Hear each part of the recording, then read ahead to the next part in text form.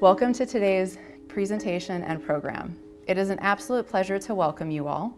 My name is Jenny Peterson, and I am the Public Programs Manager with the Wisconsin Historical Society.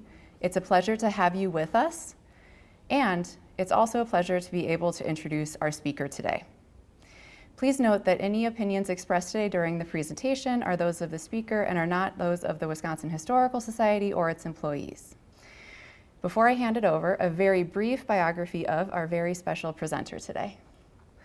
Mai Zhang Wu is the Chief Operating Officer of the Hmong Institute here in Madison, Wisconsin. She retired in 2023 from the Wisconsin Department of Health Services. For more than 35 years, Mai Zhang has advocated for the impoverished, especially the Hmong people and refugees. She is a cultural trainer, folklore performer, and storyteller, sharing Hmong poetry and song since 1997. An alumnus of UW-Madison, Mai Zhang has also served on a variety of local and national boards that have worked to improve the lives of women and children and has received numerous awards and honors for her tireless efforts in serving the disadvantaged, including the YWCA of Dane County's Women of Distinction, Authentic Hmong Leaders, and Trailblazer. In addition, Mai Zhang is the author of the Wisconsin Historical Society Press's Hmong in Wisconsin, published in 2020. Please join me in welcoming Mai Zhang Wu. Enjoy the presentation, and thank you everyone, including Mai Zhang, for being here today.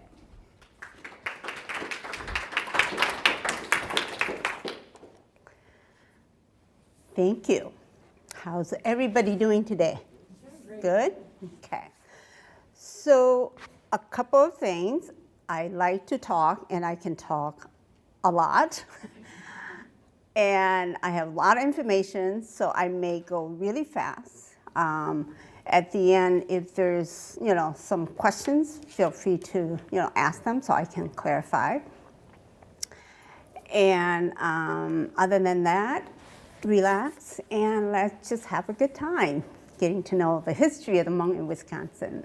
So first of all, thank you for inviting me and having me to be part of your space making history here at the Wisconsin Historical Society. It's such a wonderful and crucial agency to have this kind of conversation for all Wisconsinites. So thank you, Jennifer, for inviting me. So here's a little bit about me, just to give you a context.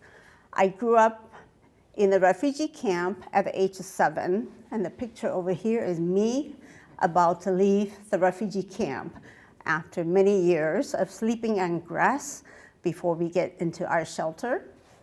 I don't know anything about Laos, even though I was born in Laos. I left when I was 7 in that black and white picture. So when you ask me about Laos, I am clueless. And then the bottom was me growing up in the United States, become a black sheep in my Hmong community where I chose education over marriage, stay an old maid, and travel the world to talk about gender equity issues. This is at the 1995 United Nations World Conference on Women in Beijing. And today, my mom was really happy when I finally got married and have children as expected. So I have 3 bundles of joy who are in college. One is right here at the U, and one's up in Minnesota, and one in Milwaukee. So that's a little bit about me. All my life, I have the pride and joy of being a bridge between the Hmong community and the mainstream and the government. So I have the privilege to do anything that comes in between, whether it's advocacy, whether it is program development, grant administration, or whatever it calls for minority at DHS and DWD. I have done them, and it's been a pleasure serving Wisconsin. And then I retired, and here I'm still doing the same thing, except without the bureaucratic headaches, which is good. So this is a book about the Hmong, Wisconsin. if you like to have an introduction to the Hmong, Wisconsin, this is a good basis for that. And at the end, if you have any book that you want me to sign, I'd be happy to do that as well. So a lot of the information I will be talking today is based on the 2020 and census data and 2021. As you can see, Wisconsin is a state that really captures the third largest of Hmong in the United States. The second would be Minnesota, and first is California. We always say if everybody told us that California is tropical weather like Asia, we all would have, gone to California, but we did not know then, and so a lot of people moved up to wherever the sponsorship were based. So where do Hmong people live in Wisconsin? As you can see on the map here. Again, we didn't have a choice. We came wherever our sponsors were. And unlike the Twin Cities, where Hmong cluster in 2 cities, in Wisconsin, we are scattered throughout Wisconsin in these counties. And the scatteredness comes from, again, where our sponsors were.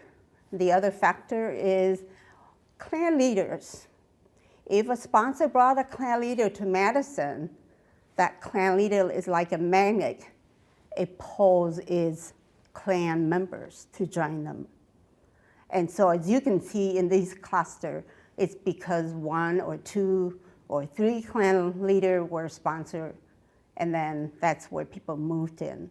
I always say when I do training for my state employees, if you were a social worker in the 80s when the Hmong came, you would go crazy because overnight your family may have left to go join their clan leader the minute they discovered where their clan leader was. And you would have no way of tracing because they left without letting you know. So this is why Wisconsin is clustered in this way. The other factor is the support in that local community, the education, the employment, and the sponsorship support that also encourages people to come there as well. So for example, like Sheboygan, until 2000, the latest Hmong wave that comes to the United States, Sheboygan was not heavily impacted, but it did so in that last wave of Hmong refugees in 2000 because of the relative and because of the manufacture of employment, blue-collar job, the boat manufacturer, things that Hmong people can do, the paper mill, the shoe company, the socks company, and Johnson Well sausage, for example. A quick glance of the Hmong in Wisconsin in terms of growth. In the 80s, when we first came, we did not participate in census data, so there's no capture of us in the 80s. But in the 90s, it showed that there's 16,000 in Wisconsin, and then it grew, and today we're about 60,000. Language is always a beauty and a challenge. For a lot of our elders, my mom and dad, they come in and they don't speak the language. I came in without speaking much English. I went right into high school and learned ABC.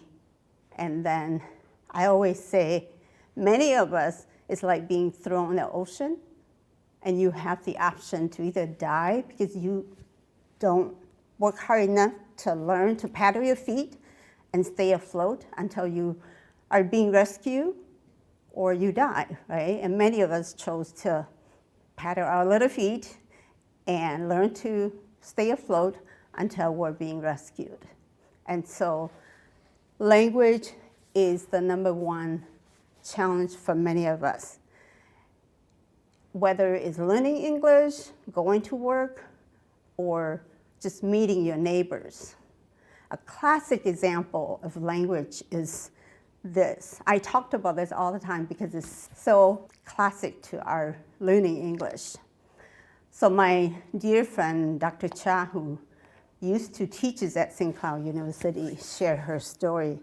And I loved it because it's so classic. She said when she first arrived in Colorado, she couldn't understand why the heck would people want to sell the yard or the garage.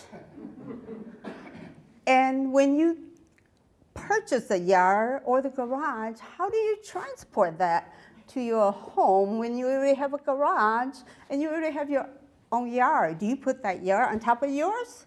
And do you put the garage next to yours? Why would people want to do that, right? So one day her Caucasian friend came over and said, hey, dear, would you like to go garage sale with me? And she jumped at the opportunity because she wanted to know how people do all these things. And then when she got there, she said to her friend, why don't you people just say you're selling the stuff in the garage or the stuff in the yard instead of, saying you're selling the yard and you're selling the garage? That's strange to us, right? And so language could be beautiful as well as scary sometimes, right? And I can sit here and talk about this all day because I have so many beautiful stories of Hmong women being scared, being confused because of the language definition. So my first job with the state is running the Refugee Women's Initiative Program for refugee women.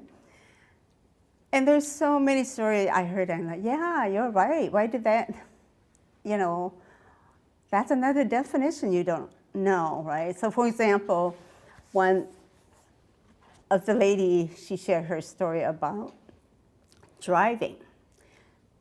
It's very typical that Hmong men, when we first came here, they're still depressed, they're still thinking about the past.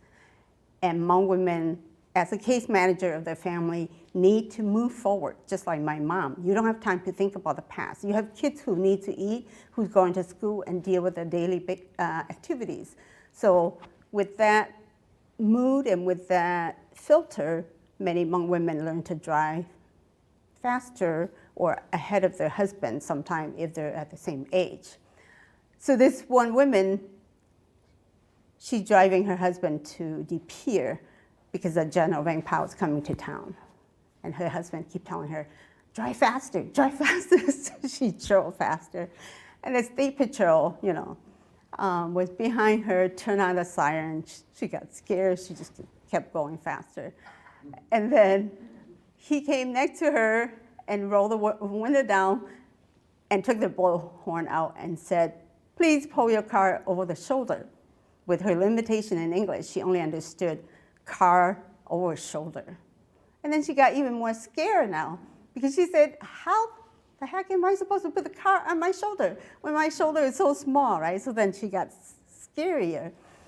And then the state patrol forced her to stop by going in front of her.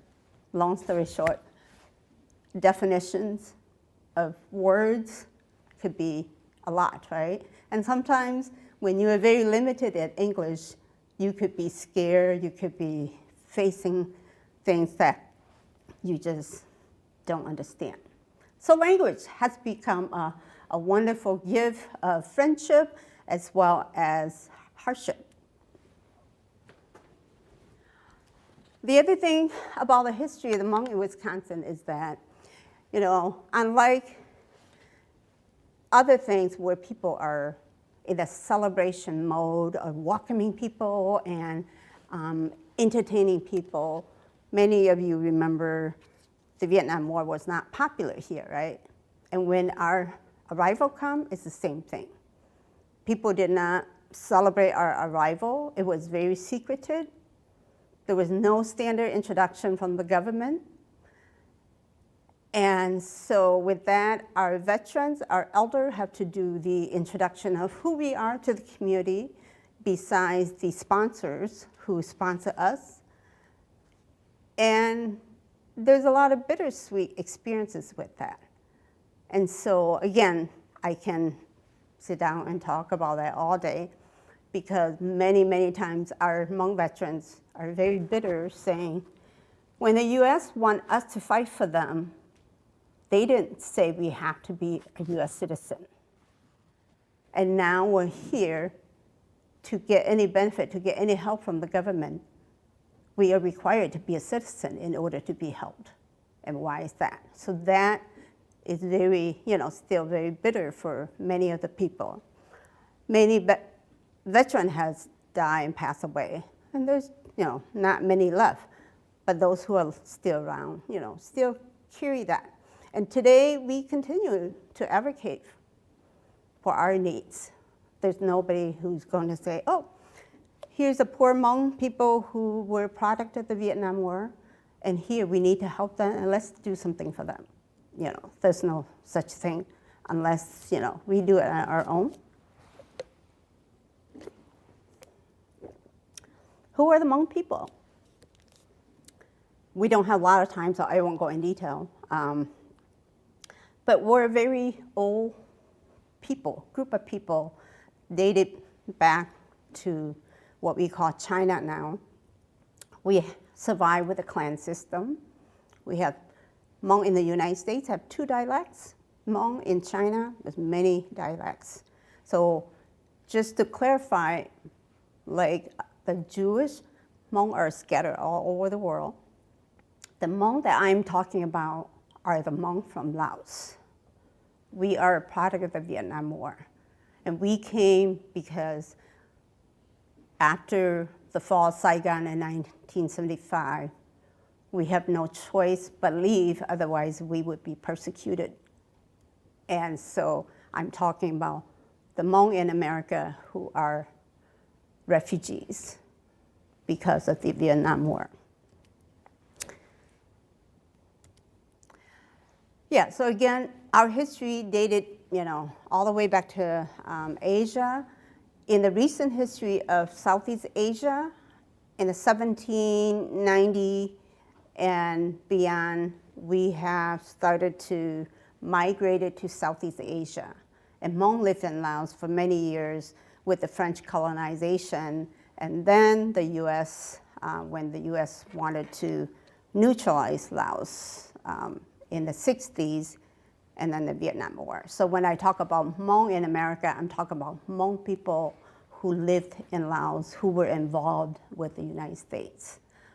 Outside of that, there's Hmong in Thailand, Hmong in China, and Vietnam, and Cambodia, and other parts of the world that do not have anything to do with the Vietnam War.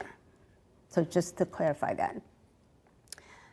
So we got involved in 1963 to 75 with the United States with a secret army. And a lot of the hardship that I talked about is from this period of time when I talk about Hmong veterans. You can learn more about the 3 roles that the Hmong play during that time.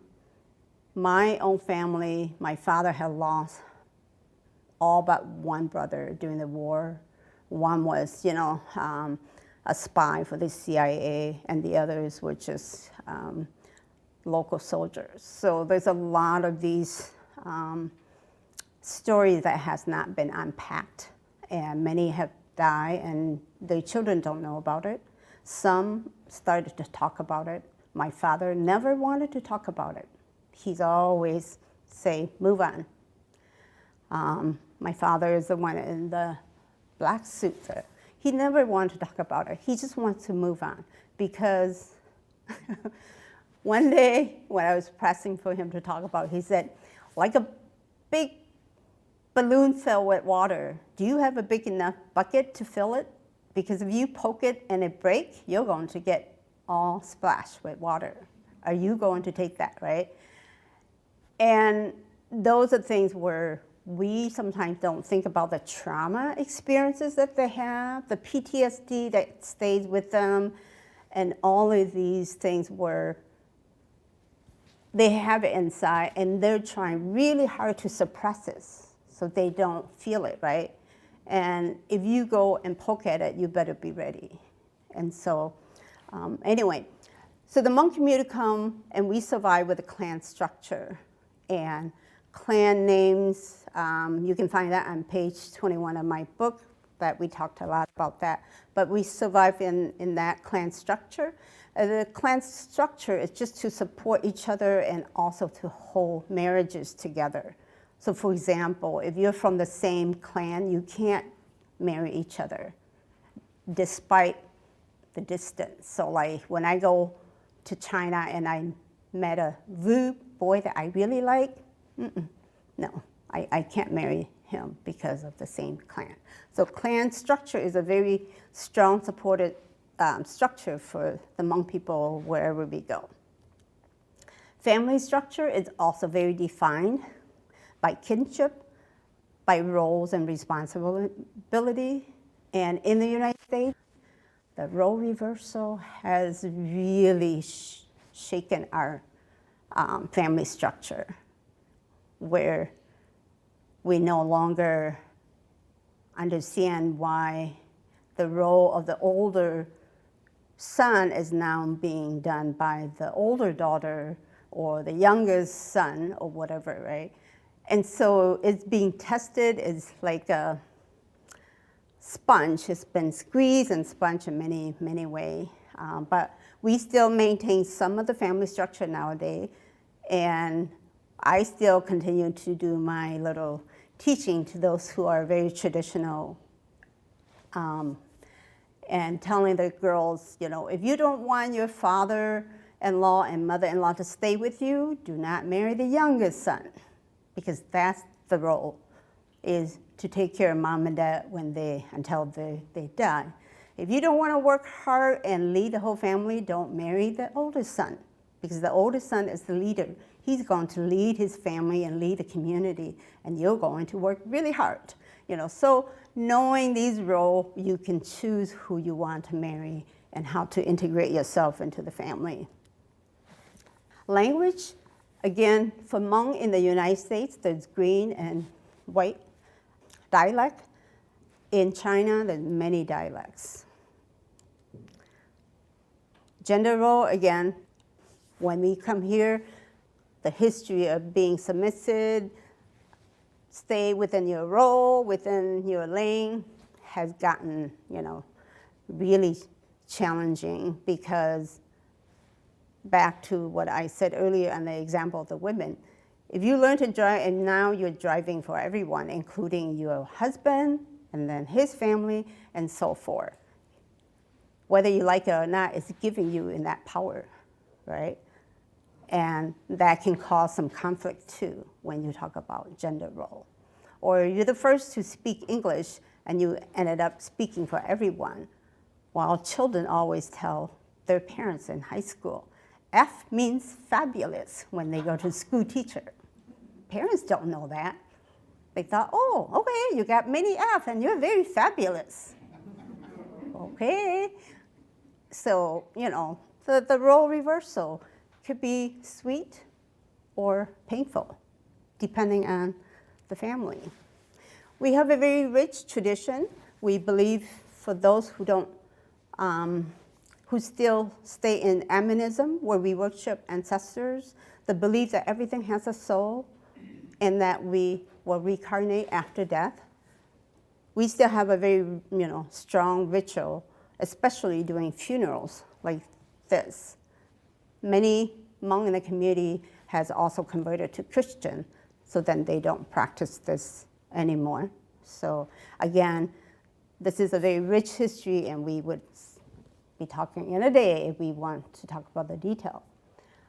Practices that we carry to Wisconsin that are still, you know, very practical for us is the soul calling. We do soul calling for new addition to the family when we got scared or when we have something to celebrate. And that soul calling ritual calls for the adoption of the tying of the string and with an egg. When you tie the string to someone after the soul calling, you're giving them a wish for thinking, good health, good luck, and so forth. Now, we've been here, 50 years this year. In looking back into the 90s to now, this is what it looks like for education. We still have a lot of people who, don't have any schooling completed, but we have made some progress in different levels, whether it is high school, some college, associate degree, bachelor, or graduate program.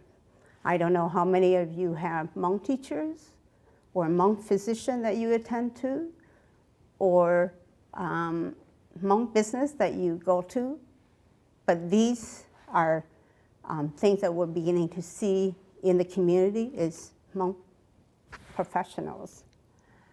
In comparison to Wisconsinites, we're not too far off. We are still heavily not having, some education in terms of the 17% compared to the mainstream.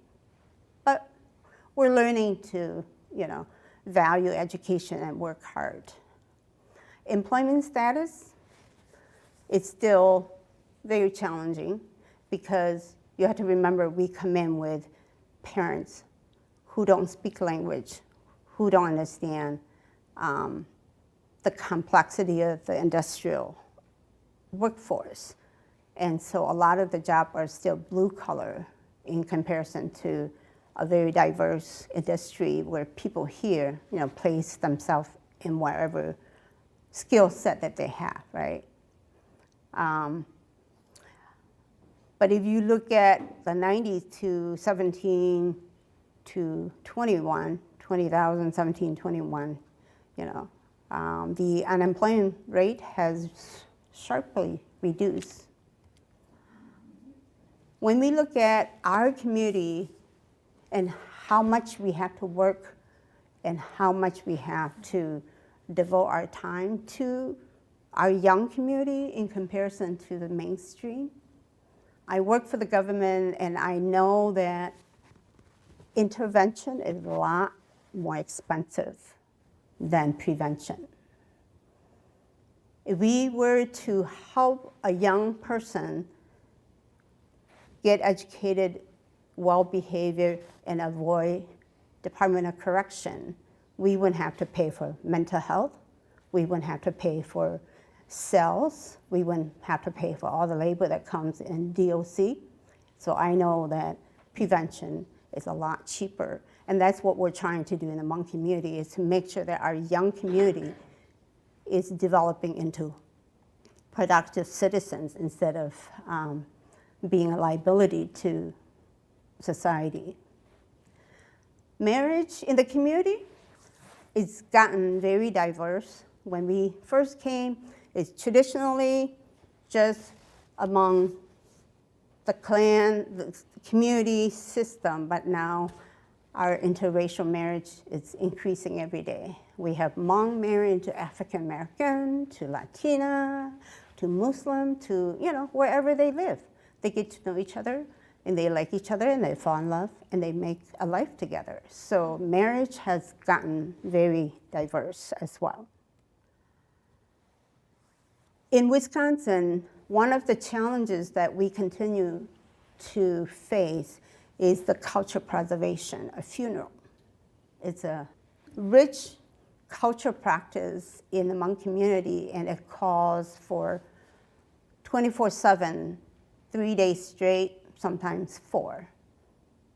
And the challenge is, if funeral home rented to Hmong community who are still doing traditional funeral ethics, if they're in a neighborhood with lots of residents, the residents don't like it, they will call the director and pressure the director, and they no longer rent it to the Hmong people. So in Wisconsin, we're facing that. In Madison, we're pushed down to Oregon, where we can do a Hmong traditional funeral. Because in Madison, we don't have that facility anymore because of that pressure. I talked about professional.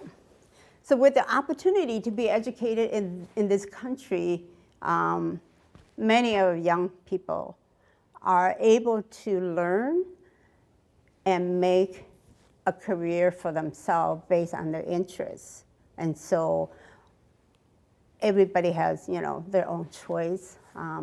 The first picture there is our first Hmong senator in the United States, Senator Moore of Minnesota. She and I grew up in Appleton. We used to go, and our summer job is being seasonal workers in Wapaka, where we go pick cucumber and process cucumber for pickles. And so we have lots of memory together. A lot of the time, so me and the other one is Judge Christie in Milwaukee. Again, the first Hmong elected judge in the nation. We go through a lot of these situations where our parents want us to behave, but we are facing racial issue and we want to fight, right? And caught between needing to be patient and just mind your own business and needing to express yourself and say, I am a human too. It's very hard, right? So like Senator Me, she's so frustrated when every time eggs were thrown in her house, her window, they wash it. She wanted to go and fight the person who did that. Her mom would say, nope. And the phrase for many of us is, be patient, be patient. Being patient is not going to kill you. That's what our parents said to us. And so her mother finally one day said to her, if you're so upset, study hard, and someday you come and be the boss. And so she took that to heart, went to school, graduated from law school, and ran for office, right? So many times the children took it to heart and really practiced it. Sometimes they want to express themselves and they call themselves a fight in school, right? And so these are hardships in the educational process for us, but in that process, many Hmong professionals, were established. We have a young community, like I said. We need to make sure our economic development is in place for them, whether we have enough food for them to eat so they can focus in school, or enough tutor for them so they can, do good in school, or understand who they are so they don't clash with their own elders at home. The language that I talked about earlier, right now we're going through a lot of culture clashes in language. We're intergenerational. Grandparents don't understand grandchildren because grandparents are only speaking English. Speaking Hmong, and grandchildren only speak English. So they don't understand each other. And that clash is really, really hard. And we continue to face racial challenges as a people, and that's, a normal thing in life. I mentioned our forgotten Hmong veterans. We have very few of them, but they are still around telling the story, educating the community, and continue to do their part to make sure that their voices are heard. And I can, again, talk a lot about that, but at the Hmong Institute, what we're doing is helping these veterans with their mental health, bridging the gap, close the gap in language and culture challenges, making sure that they can access the health care and so forth. At the same time, trying to preserve culture. Tradition, again, I talk about soul calling. The other practice that we still do is shamanism. It's a healing concept that the shaman will enter the other world and do whatever he needs for whatever situation he is asked to do. And the chicken and the egg is still a vital part in the soul calling that we still practice. So, yeah, the rest of the slide, I'm going to talk about what are we doing at the Hmong Institute to help the Hmong community. Again, advancing our community, we need to help our elders who are suffering right now, who fought during the time and now they're just home alone because their adult kids are working and they're looking out the window by themselves every day. So we have Hmong Kashia, a daytime program where they come in. We give them activity, they be among with each other, they can speak their language. And now we have Lao, Cambodian, Nepali as well, in addition to Hmong elders. So when you come to our center, you'll see, elders sometimes using nonverbal communication that's beautiful in communicating with each other.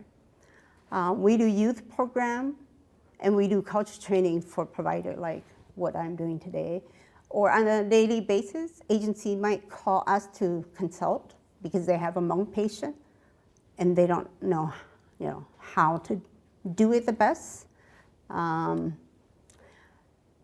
the COVID time, we have done a lot to make sure that food equity is in place and culture relevant food is in place for them. Rice is our main staple, not potato, right?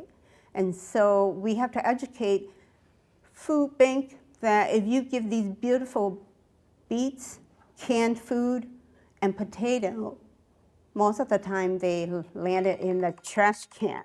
That's my alarm to say, stop. And so we have to educate the system not to give them those so they can give it to people who need it, but at the same time, tell them that our elder needs raw meat so they can portion size as needed. And the good thing is that they garden, so they freeze a lot of the veggie that they can eat throughout the year, but they don't have money to buy meat or rice. So we advocate for those.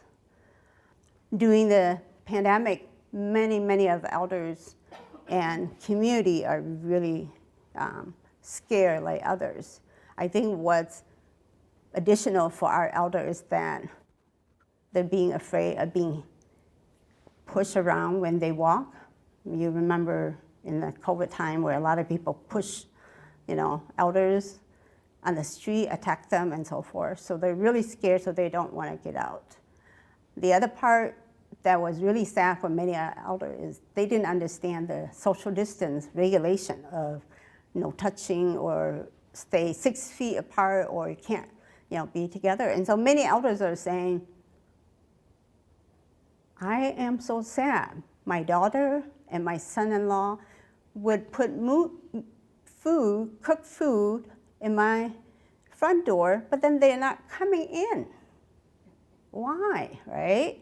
So they're interpreting that as, maybe they don't like me, maybe they no longer want me, right? But they don't understand that there is the policy because of the COVID, right? So we have to do a lot of the softening and education for them so they understand. So we provide, those education for them. And so we are just a, home away from home for them. Many people ask, how can people help the work that we do? There's many ways that they can help us, whether it is volunteer work or, money or donating, your time and food. We also are currently looking for English conversation. We have at the Institute in our day program, we have 2 volunteers that come and do English conversation with our elders, but they no longer are in town. So we are now looking for volunteers to have English conversation with our elders. So help us spread the words. We do a lot of community events as well. Again, people who want to help with our population, let us know. You can always help us advocate for policy change, resource, and so forth. So I will give the rest of the time to all of you. So the question is, where else can you find Hmong people in the world besides the United States, right? China has the vast majority, and with many dialects. So there's over, I don't know my number, but for sure over 10 million people in China. Then we still have Southeast Asia, as I mentioned. And then French Guiana is very fortunate to have the Hmong who moved from France to, French Guiana and become farmers down there, and they have really blossomed the variety of choice of veggie and fruits. So you can find tropical fruits like you do in Asia in French Guiana. So that's a large cluster Hmong down there too. We do have some Hmong refugee resettled in Brazil and other parts in South Africa, but from my understanding, they have also migrated out to join families, so I don't know how many are there. Australia is another country that has a large number of Hmong, and the same thing as France. As recent as 3 years ago, we have discovered that there's Hmong in Germany that were resettled there as refugees as well. So yeah, I think just about any of the big countries that are involved with Southeast Asia tend to have Hmong people resettled there. And here, even in the United States, we have Hmong in South and North up here, right? So like in 2000, I met the first Hmong, my colleague, my name from Texas, and she spoke Southern English. And my ear just couldn't, adjusted to it. I'm just like, oh my God, so beautiful. You're a Texan accent, and here we are, we're Hmong, but we're speaking, Wisconsinite accent, and it's just beautiful, to see different languages in there. But yeah, we're pretty scattered around the world. Mm-hmm. The importance of Hmong farmers in Wisconsin. So I am sad to see that our Hmong vendors on the farmers market are going down. Because again, the aging of our population, the mom and dad who, when I talk about those education and how we went up, it's very, very important for parents to support their children to go to college. So parents would work 2 jobs, 3 jobs, and still do farming so they can sell on the weekend, so they can help pay tuition for their children. And so farming was an avenue that Hmong parents did it with pride. They did it because they know how to do it, and they did it because, it gives them a self-worth. And on top of that, it's extra money to pay for their children. So it is very important for the Hmong farmers to be able to do that farming. When I first came to work in the state, there's about 20, and I keep track of these data. So there's about maybe 20 in the 90s when I came, and then on the Capitol Square when you go on Saturday market. And then it keeps increasing, and to the level where every block you have about 6, 7 Hmong vendors, right? But in the last 5 years, it's starting to decrease because Hmong farmers, again, are aging and they're no longer able to farm, right? And so now, the last time I went to the farmers market, about last month, it's down to about 2 vendors per each block. So, it's sad. And I say that because even Department of Ag is recruiting me to help them with their advising group on how to sustain Hmong farmer so we can continue to enjoy the produce that we have, right? And my answer is yes. We can always advise, but if there's no teeth to the conversation, Hmong farmers won't maintain, because the young people that I talk with, they say, we're not going to do manual labor with our hand. If you give us a tractor, yes, we will continue to do the farming with a tractor that can help us, right? Not us doing the hands. So these are the new, requests and challenges of the younger farmers. We still have some younger farmers that's carrying on the tradition, but very few. So very good question. I don't know how many of you enjoy Hmong produce, on the square, but it's very important that we keep that tradition on. Yes. Question? Yeah, my question was about initiatives for language preservation. Right? Sort of heard something about a DLI program in Madison, but I have no idea whether that's common or unique or what other efforts are being made for language preservation. Yep. It is a need in the community, and so we are very fortunate that Lakeview Elementary on the north side has a dual Hmong program, modeled after the Spanish one that happened maybe a decade ago. And so that's one of them that is very unique here in Madison.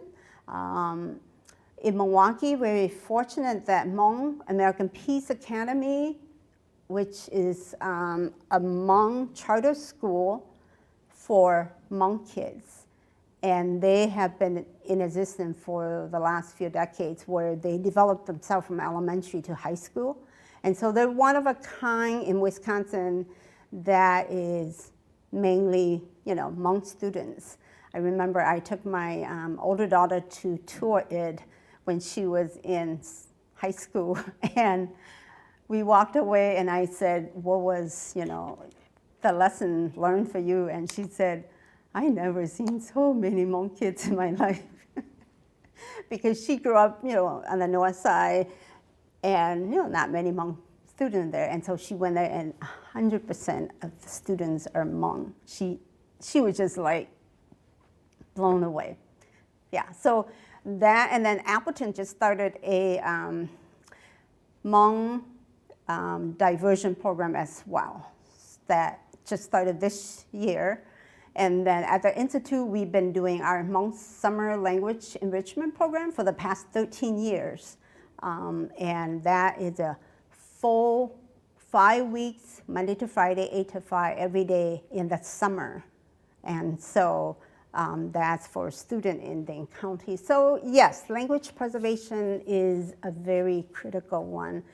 And it is important for students to learn, as well as bridge the gap with the communication with their grandparents. So I'm very proud to say that our students from the summer program, they went home and they're able to close the gap with their grandma.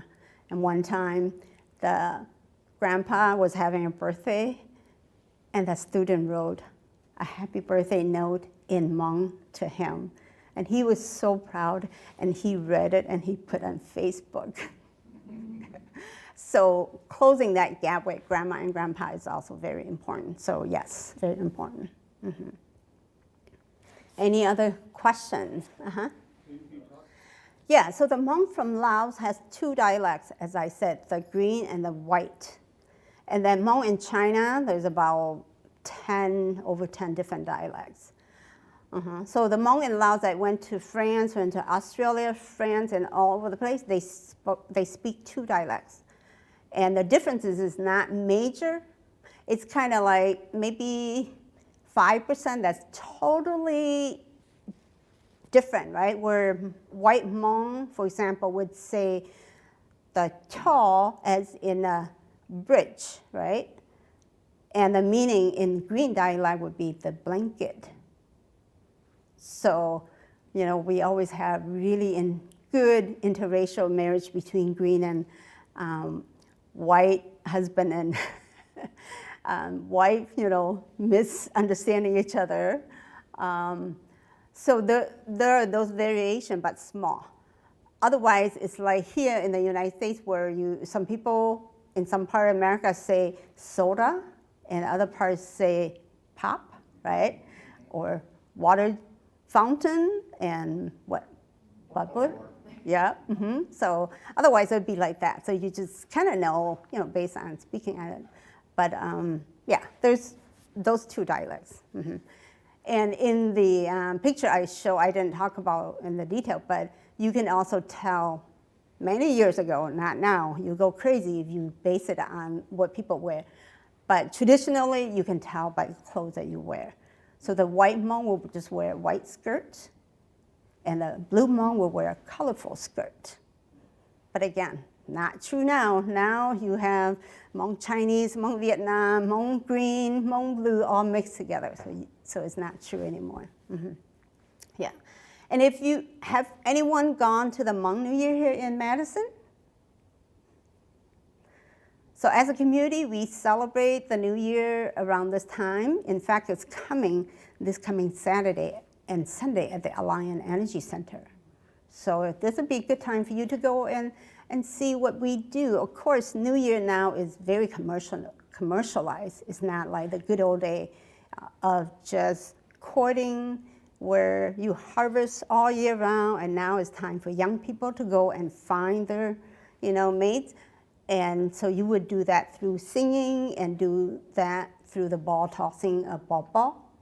All of those traditions are weakening and is more commercialized. So you see a lot of competition in singing, in dancing, and then food vendors, and so forth. So, it's a mix of both worlds. And this coming, this Friday, Saturday and Sunday at the Alliant Energy Center. All right, thank you all. Thank you all for listening.